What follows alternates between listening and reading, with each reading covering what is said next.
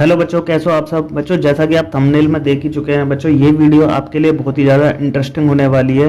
इस वीडियो के अंदर जीके के वो सभी क्वेश्चन कवर किए जाएंगे, चाहे आप क्लास 12th में हो, चाहे आप 10th में हो, चाहे आप ग्रेजुएट लेवल के किसी भी एग्ज़ाम की प्रिपरेशन कर रहे हैं। तो ये वीडियो उन बच्चों के लिए जो अभी प्रिपरेशन कर रहे हैं गवर्नमेंट जॉब के एग्ज़ामों की। तो बच्चों, ये वीडियो उन सभी के लिए बहुत ज़्यादा फ़ायदेमंद होने वाली है।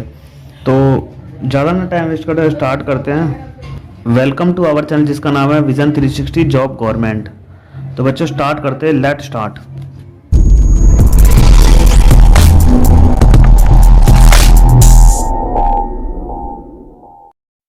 तो बच्चों, सबसे पहला जो क्वेश्चन है वो है, हड़प्पा संस्कृति को किस नाम से जाना जाता है। तो आपके सामने 5 सेकंड है, आप जवाब दे सकते हैं। और जो इसका आंसर है वो है, हड़प्पा संस्कृति को सिंधु घाटी सभ्यता के नाम से जाना जाता है। और 21 शेप की थी, तो इसका आंसर है ट्रायंगुलर, ये त्रिभुजाकार थी। ये है फर्स्ट क्वेश्चन। अब बढ़ते हैं नेक्स्ट की ओर। तो जो नेक्स्ट क्वेश्चन है वो है सेकंड, हड़प्पा सभ्यता का निर्धारण काल लगभग क्या है।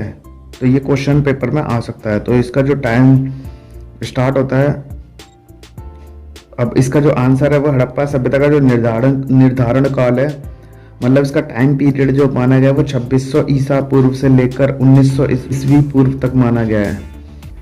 उसके बाद आता है थर्ड वन क्वेश्चन इस तरह से कि इसके नाम आ सकते हैं कि किसको किस नाम से जाना जाता है। जैसे मोहनजोदड़ो को किस नाम से जाना जाता है। मोहनजोदड़ो कहाँ पर है, तो मोहनजोदड़ो इस टाइम पे पाकिस्तान में है। बनावली कहाँ पर है, हरियाणा में। इसी तरह से है धौलावीरा, लोथल और नागेश्वर, ये कहाँ है, गुजरात में। इसी तरह से मांडा J&K, जम्मू कश्मीर। इसी तरह सुतकोदड़ा जो है पाकिस्तान में, और एक है कालीबंगन, वो कहाँ है, राजस्थान में। तो बच्चों, इस तरह से क्वेश्चन आ सकता है कि कौन कहाँ पर, मतलब कौन सी जगह कहाँ पर पाई गई है। नेक्स्ट क्वेश्चन है वो, हड़प्पा सभ्यता के लोग भोजन में किन किन चीज़ों का इस्तेमाल करते थे। तो बात करें इसके आंसर की, तो हड़प्पा सभ्यता के लोग पेड़ पौधे, जानवर, मछली, जले हुए अनाज के दाने, बीज एक्सेट्रा सभी को खाने में इस्तेमाल करते थे। अब बारी आती है अनाज के पके दानों में। मतलब हड़प्पा के लोग अगर अनाज के दानों में बात करें तो वो गेहूं, जौ, दाल, सफेद चना, तिल, चावल के दाने हालांकि कम पाए गए हैं, और जो पाए गए हैं वो लोथल में पाए गए हैं। इन सब चीज़ों को अनाज के रूप में प्रयोग करते थे। और बात करें जानवरों की, तो जानवरों में वराह, सुअर, घड़िया, हिरन, घड़ियाल, मछली व पक्षियों की हड्डियां भी मिली हैं। अब ये नहीं पता कि वो उनको खाते थे या पालते थे, या फिर वो खुद शिकार करते थे इनका, या किसी शिकारी से इन चीज़ों को खरीदते थे। तो ये क्वेश्चन मार्क है। और बढ़ते आगे। बच्चों, याद रखना, आप पूरी वीडियो देखें या ना देखें, लेकिन आप इसके जो टॉप 10 जो क्वेश्चन होंगे, स्टार्टिंग के 10 क्वेश्चन आप इसके जरूर देखें। ये वीडियो बहुत ही फायदे की होने वाली है। सारे क्वेश्चन 1-1 मार्क्स के होंगे, जो कि पूरे टॉप 100 क्वेश्चन होंगे, जो हर बार CBSE NCERT में पूछती है। या फिर क्वेश्चन ऐसे आ सकता है, हड़प्पा में जानवरों में किस जानवर का इस्तेमाल होता था, या फिर किन जानवर का इस्तेमाल नहीं होता था। इस तरह से भी आ सकता है ऑप्शन में। तो आपको 5 सेकंड मिलेंगे इसके, और ये है आपका आंसर। बात करते हैं नेक्स्ट क्वेश्चन की। तो याद में ऐसा माना जाता है कि हड़प्पा के किस स्थान में मिट्टी के बने हल के सबूत मिले हैं। या फिर क्वेश्चन ऐसा आ सकता है कि चोलिस्तान तथा बनावली में खेती से जुड़े हुए कौन से सबूत मिले हैं।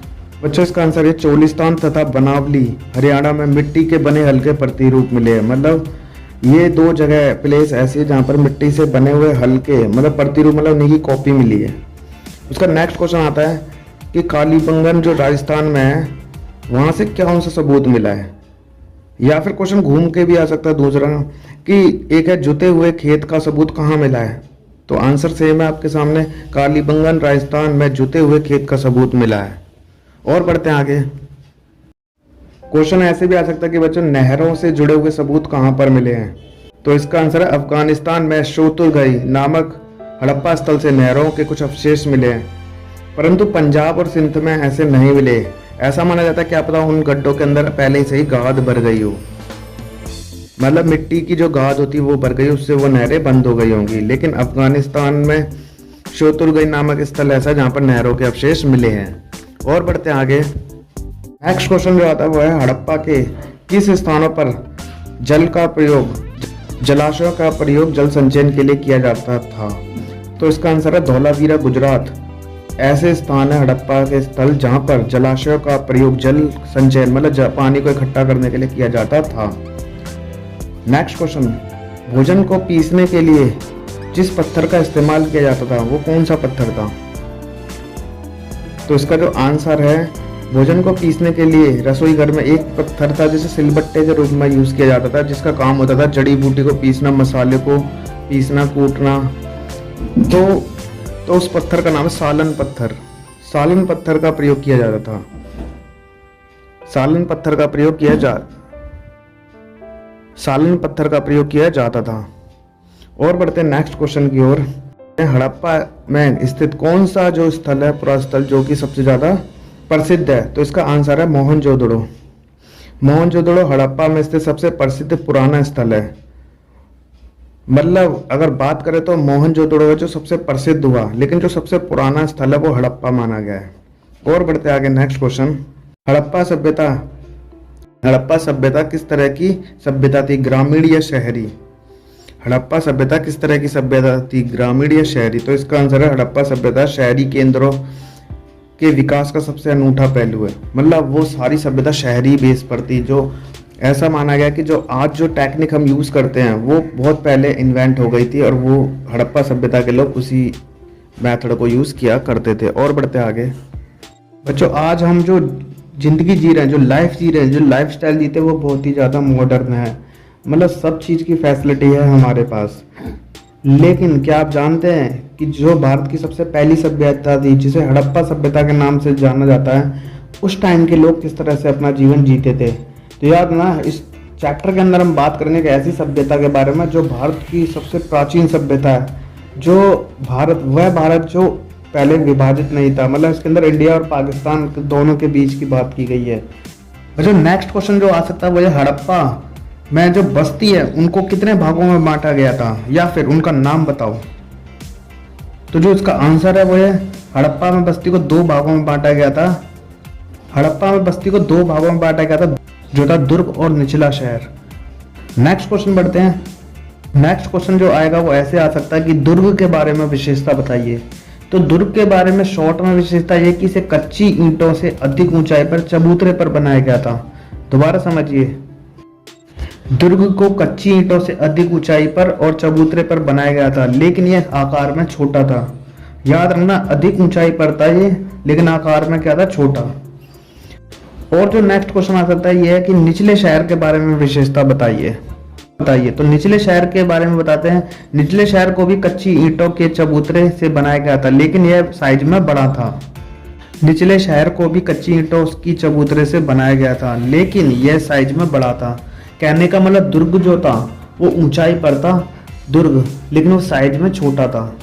और जो निचला इलाका शहर वो भी कच्ची ईंटों से बनाया था। काफी बड़ा मैदान था, वो साइज में थोड़ा नीचे था, लेकिन काफी बड़े साइज में था आकार में। आप इसे डायग्राम में भी देख सकते हैं। और बढ़ते हैं आगे। क्वेश्चन ऐसे आ सकता है, लगभग कितने मजदूरों ने वहां पर काम किया था? मतलब निचले शहर और दुर्ग में लगभग कितने मजदूरों ने काम किया था? तो जो इसका आंसर है, ऐसा अनुमान है कि एक श्रमिक 1 घन मीटर अगर मिट्टी उठाता होगा तो लगभग 40 लाख मजदूरों की जरूरत पड़ी होगी, और बड़े पैमाने पर श्रम की जरूरत पड़ी होगी। और बढ़ते आगे। नेक्स्ट क्वेश्चन ऐसे बन सकता है कि हड़प्पा में ईंटें किस प्रकार से बनाई जाती थी? तो याद रखना, इसका आंसर भी सिंपल है। हड़प्पा की टेक्निक जो होती वो काफ़ी एडवांस थी, मॉडर्न थी। तो हड़प्पा में जो ईंटें थी वो धूप में सुखाकर और भट्टे में पकाकर बनाई जाती थी, जो आज के टाइप से, आज के ही तरीके से होता था। पहले धूप में सुखाते थे और भट्टे में पकाते थे। और बढ़ते आगे। बच्चों, बढ़ते नेक्स्ट क्वेश्चन की ओर। ऐसा माना जाता है कि हड़प्पा सभ्यता में ईंटों की लंबाई और चौड़ाई ऊंचाई से 2 गुनी तथा 4 गुनी होती थी। अगर उसकी ऊंचाई 4 इंच है तो उसकी चौड़ाई 8 और लंबाई 16 इंच होती थी। तो आप इसे चेक भी कर सकते हैं। तो इस तरह से उसकी ईंटों का साइज था। और बढ़ते आगे। बच्चों नेक्स्ट क्वेश्चन इस तरह से आ सकता है कि हड़प्पा में नालियों का जो जल निकासी की प्रणाली थी कैसी थी। तो याद है ना, इसका भी उस क्वेश्चन आंसर जो काफी सिंपल है। हड़प्पा के अंदर नियोजित जल निकासी प्रणाली अपनाई गई थी। मतलब ऐसा माना जाता है वहां पर एक ग्रिड सिस्टम प्रणाली थी, जिसे बोलते हैं एक दूसरे को समकोण पर काटती थी नालियां। कहने का मतलब जो आज के जमाने में जो पैटर्न है नालियों का, जो राइट एंगल पे काटते समकोण, उसी पैटर्न पे उस टाइम पे भी नालियां हुआ करती थी। नालियां काफी चौड़ी हुआ करती थी, घर से समीप सटी रहती थी, और बाकी सब जो डिटेल है वो आप बुक से भी पढ़कर देख सकते हैं। और बढ़ते हैं आगे बच्चों। नेक्स्ट क्वेश्चन जो है वो ऐसा आ सकता है कि मोहनजोदड़ो में घर किस तरह से बनाए जाते थे। तो ऐसे बोलते हैं सबों घरों का लगभग घरों में एक आंगन होता था और उसके चारों ओर कमरे होते थे। और बढ़ते हैं नेक्स्ट क्वेश्चन। घर के अंदर की क्या विशेषता थी। तो बच्चों घर के अंदर की एक मेन विशेषता ये थी कि घर के मुख्य द्वार से सीधा अंदर नहीं देख सकते थे। मतलब घर के फ्रंट में ही सामने एक पहले दीवार होती थी, जिससे घर के अंदर कोई भी ना झांक पाए। और सबसे बड़ी बात, उस पूरे घर में कहीं पर भी खिड़कियां नहीं होती थी। कहीं कहीं पे छत पर भी सबूत पाए गए हैं, छत पर सीढ़ियां बनाने का भी मतलब सिस्टम था वहां पर। कहने का मतलब कितनी एडवांस से आप सोच सकते हो। और ये आज से 5000 साल लगभग पुरानी सभ्यता है, क्योंकि 2021 अभी चल ही रहा है। और आप इसे मान सकते हो ये कितने पे 2600 ईस्वी पूर्व, मतलब 2000 इधर और आप 2500 साल रखो पहले, तो लगभग 4500-5000 लगभग साल पुरानी ये सभ्यता होगी। तो सोचो कितनी एडवांस होगी। और बढ़ते आगे। एक क्वेश्चन नेक्स्ट ऐसे आ सकता है कि बताओ मोहनजोदड़ो में कुओं की संख्या कितनी थी। तो बच्चों इसका सिंपल सा आंसर है, मोहनजोदड़ो में कुओं की कुल संख्या जो पाए गए हैं वो 700 है। वैसे तो ज्यादा भी हो सकती है कम, लेकिन जो पाए गए एक्चुअल में वो 700 है। और बढ़ते आगे। एक और प्रणाली है जल निकासी प्रणाली की, जो सबसे बेस्ट विशेषता है कि ऐसा माना जाता है कि जल निकासी प्रणाली केवल बड़े शहरों तक ही सीमित नहीं थी, बल्कि छोटी छोटी बस्तियों में भी यही सिस्टम था। नालियों का सिस्टम काफी अच्छा था वहां पर। और बढ़ते आगे। नेक्स्ट क्वेश्चन ऐसा आ सकता है कि हड़प्पा में कितने स्नानागार थे लगभग, मतलब वहां पर कितने स्नानागार मिले। तो बच्चों एनसीईआरटी के अकॉर्डिंगली देखें तो एक गलियारे के दोनों ओर 4-4 स्नानागार बने हुए थे। मतलब बीच में गलियारा, एक साइड 4 और दूसरी साइड 4। प्रत्येक स्नानागार से नालियां गलियारे के साथ साथ नाली में मिलती थी। मतलब थोड़ा थोड़ा जो पानी रिश्ता होगा वो नालियों से होता होता बाहर एग्जिट हो जाता होगा। और बढ़ते आगे। नेक्स्ट क्वेश्चन आ जाता है कि दुर्ग के बारे में सबसे अच्छी विशेषता क्या थी, सबसे अनोखी विशेषता। तो बच्चों ऐसा माना जाता है कि दुर्ग में एक माल गोदाम, एक ऐसी विशाल संरचना मिली है माल गोदाम, जिसका निचला हिस्सा ईंटों से बना हुआ ही बचा हुआ है। बाकी जो ऊपर लकड़ी का हिस्सा था वो बहुत पहले नष्ट। मतलब दुर्ग के अंदर जो एक ऐसी माल गोदाम की विशाल संरचना मिली है, ऐसा माना जाता है कि उसका निचला हिस्सा जो ईंटों से बना है बस वही बचा है। बाकी जो लकड़ी का हिस्सा जो ऊपर का बहुत पहले नष्ट हो चुका है, क्योंकि लकड़ी काफी साल पुरानी है, गल जाती है, सड़ जाती है, लेकिन नीचे का हिस्सा अभी भी खंडर के रूप में बचा हुआ है। और इसमें विशाल स्नानागार भी है, मतलब स्नानागार मतलब नहाने के भी, मतलब स्विमिंग पूल टाइप के मिले हैं। और बढ़ते आगे। नेक्स्ट क्वेश्चन इस तरह से होता है, मिस्र के विशाल पिरामिड में कुछ हड़प्पा के समकालीन थे। मतलब हड़प्पा की जो सभ्यता मिस्र की सभ्यता के कुछ कुछ समकालीन भी थी। बच्चों ऐसा माना जाता है कि मिस्र के कई पिरामिड में से कुछ पिरामिड जो है हड़प्पा संस्कृति के समकालीन थे। और बढ़ते आगे। नेक्स्ट क्वेश्चन ऐसा आ सकता है कि हड़प्पा सभ्यता के लोग किस तरह से शवाधान करते थे। तो बच्चों इसका आंसर है, कई पिरामिड जो है वहां पर जो मिले वो राज के शवाधान थे। मतलब राजा महाराजाओं के मतलब शवाधान की जगह पर पिरामिड बना दिए जाते थे। और जो उसके बाद है इस तरह से होता था, मृतक को जो भी लोग जो मरे हुए लोग होते थे उनको गहराई में दफनाया जाता था। साथ ही उनके साथ भारी मात्रा में धन संपदा, जितनी भी उनकी धन संपदा या उनसे रिलेटेड जो भी सामान होता था उन्हें दफनाया जाता था। उसी के अलावा ईंटों के चारों ओर चिनाई भी की जाती थी। और बढ़ते आगे। बच्चों नेक्स्ट क्वेश्चन इस तरह से आ सकता है कि हड़प्पा में पाई जाने वाली कब्रों की क्या क्या विशेषता है, या उस कब्र में क्या क्या चीजें पाई गई हैं, कब्र में क्या क्या चीजें पाई गई है। तो इसका आंसर है, कुछ कब्रों में मृत भांड और आभूषण मिले हैं, जबकि पुरुष और महिला दोनों शवाधानों से आभूषण भी मिले। मतलब आभूषण जो है, आभूषण पुरुष और महिला दोनों के शवाधानों से मिले हैं, लेकिन कुछ कुछ कब्रों में मृत भांड और आभूषण मिले हैं। तो ये है जो हड़प्पा की कब्र में से पाया गया। और बढ़ते आगे। नेक्स्ट है बच्चों, नेक्स्ट पॉइंट इंपोर्टेंट ये बनेगा कि हड़प्पा के निवासियों का मृतकों के साथ बहुमूल्य वस्तु दफनाने में विश्वास नहीं था। ऐसा माना गया कि कई कई जगह पर तो ये विश्वास था कि कीमती चीजों को दफनाया जाए मृतकों के साथ। नेक्स्ट जो क्वेश्चन बनेगा वो इस तरह से बन सकता है, 1980 के दशक में हड़प्पा में एक कब्रिस्तान से खुदाई में क्या क्या मूल्यवान वस्तुएं मिली। तो इसका आंसर है आपके सामने। 1980 के दशक में हड़प्पा में एक कब्रिस्तान में हुई खुदाई में एक पुरुष की खोपड़ी के समीप शंख के 3 छल्ले, जैस्पर के मनके तथा सैकड़ों की संख्या में सूक्ष्म मनकों से बना आभूषण मिला है। ऐसा माना जाता है कि कहीं कहीं मृतकों को तांबे के बर्तन के साथ दफनाया जाता था। और बढ़ते आगे बच्चों, नेक्स्ट क्वेश्चन बनेगा वो ये, पुरातत्वविदों ने सभी खोजी हुई वस्तुओं को कितने भागों में बांटा है। तो इसका आंसर है, जितनी भी सभी वस्तुएं प्राप्त हुई खुदाई में उन्हें 2 कैटेगरी में बांटा गया। पहली उपयोगी वस्तुएं और दूसरी विलासिता की वस्तुएं। नेक्स्ट बढ़ते क्वेश्चन बच्चों, नेक्स्ट क्वेश्चन जो ऐसे बन सकता है वो, हड़प्पा में किन रोजमर्रा की वस्तुओं को उपयोगी माना गया था। किन रोजमर्रा की वस्तु को उपयोगी माना गया था। तो जो इसका आंसर है वो है, हड़प्पा में रोजमर्रा की वस्तुओं में जैसे पत्थर व मिट्टी से बने पदार्थ जिन्हें आसानी से बनाया जा सकता था, उन्हीं को उपयोगी माना गया था। फिर क्वेश्चन ऐसे भी आ सकता है कि उपयोगी वस्तुओं में किन किन वस्तुओं को शामिल किया गया था। उपयोगी वस्तुओं में चक्कियां, मृद भांड, सुइयां, झावा से सामान्यता जो कि बस्तियों में पाई गई है उन चीजों को शामिल किया गया था। उपयोगी वस्तुओं में जितनी वस्तुएं वो ज्यादातर कहाँ पाई गई है, इस तरह से क्वेश्चन आ सकता है। तो जितनी भी उपयोगी वस्तुएं, चाहे वो चक्कियां हो, मृद भांड हो, सुइया हो, झावा हो, वो सभी कहाँ पाए गए हैं, बस्तियों में पाए गए हैं। और बढ़ते आगे, नेक्स्ट क्वेश्चन बच्चों इस तरह से आ सकता है कि पुरातत्वविदों ने किन वस्तुओं को कीमती माना या किन वस्तुओं को दुर्लभ और अच्छा और महंगा माना।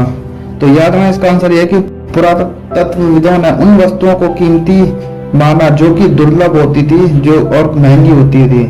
जैसे इनमें से एक वस्तु है फ्योन्स, या फिर ऐसे भी क्वेश्चन आ सकता है कि फ्योन्स किसे कहा गया है और फ्योन्स को कैसे तैयार किया जाता था। तो इसका आंसर आपके सामने है, ये रहा। एक ऐसा पदार्थ जो रेत को घिसकर उसमें चिपचिपा पदार्थ मिलाकर तैयार किया गया पदार्थ फ्योन्स कहलाता था। ऐसे भी क्वेश्चन आ सकता है कि फ्योन्स किसे कहते हैं। फ्योन्स रेत को घिसकर एक चिपचिपा पदार्थ मिलाकर तैयार किया गया पदार्थ था, और इससे बने छोटे पात्र भी काफी कीमती थे क्योंकि इन्हें बनाना बहुत मुश्किल होता था। उसके बाद इन पर कलर किया जाता था तो ये काफी कीमती हो जाते थे। और बढ़ते आगे बच्चों, नेक्स्ट क्वेश्चन जो है वो ऐसा आ सकता है कि फ्योन्स से बने लघु पात्र जिन्हें छोटे बर्तन कहते थे उनमें क्या रखा जाता था और वो कहाँ पर पाए गए हैं।